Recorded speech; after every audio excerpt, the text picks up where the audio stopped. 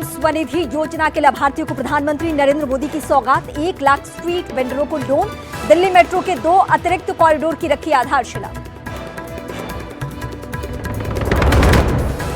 गृह मंत्री ने सीए का विरोध कर रहे विपक्ष पर बोला हमला। बोले नागरिकता देने का है कानून, विरोध को बताया वोट पॉलिटिक्स।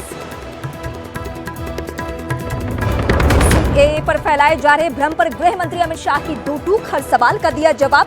बोले कानून रद्द करना असंभव। सीए के कानून को भारतीय जनता पार्टी की सरकार लाई है, नरेंद्र मोदी सरकार लाई है।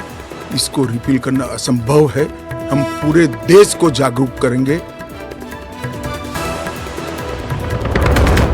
2 चुनाव आयुक्तों की नियुक्ति पर पीएम अध्यक्षता में हुई बैठक। अधीर रंजन चौधरी भी हुए शामिल। बोले ज्ञानेश कुमार और सुखबीर सिंह संधू का हुआ चयन। आज शाम तक आ सकता है नोटिफिकेशन। एक देश एक चुनाव पर बनी कमेटी ने राष्ट्रपति को सौंपी रिपोर्ट। 2 फेज में एक साथ चुनाव कराने की सिफारिश। रामनाथ कोविंद की अध्यक्षता वाली कमेटी की रिपोर्ट में एक वोटर लिस्ट का भी सुझाव।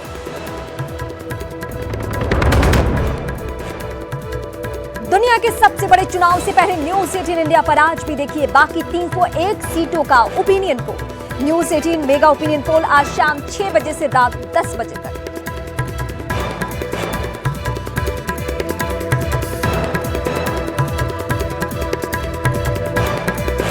महाकोश, कच्ची घानी सरसों तेल और रिफाइंड सोयाबीन ऑयल, चुनो सही।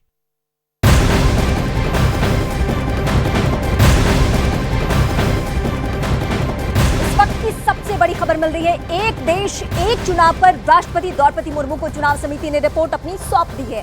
करीब 18,626 पन्नों की रिपोर्ट में उच्च स्तरीय चुनाव समिति ने कई सिफारिशें भी की हैं, जिन्हें देश में एक चुनाव कराने के लिए लागू करना बेहद जरूरी होगा। पूर्व राष्ट्रपति रामनाथ कोविंद की अध्यक्षता में 7 सदस्यीय चुनाव समिति ने ये रिपोर्ट तैयार की है। एक देश एक चुनाव पर यह रिपोर्ट तैयार हो चुकी है। 18,626 पन्नों की रिपोर्ट तैयार की गई है। एक साथ लोकसभा विधानसभा चुनाव कराने की सिफारिश। चुनाव समिति ने रिपोर्ट में कई सिफारिशें की है, जिसकी बड़ी बातें एक एक करके हम आपको बताएंगे। एक साथ नगर पालिका पंचायत चुनाव की भी सिफारिशें इन पन्नों में है। एक देश एक चुनाव पर समिति ने जो रिपोर्ट सौंपी है उसके मुताबिक एक साथ वोटर लिस्ट भी तैयार की जाए, ये भी इसका मुख्य प्रावधान है।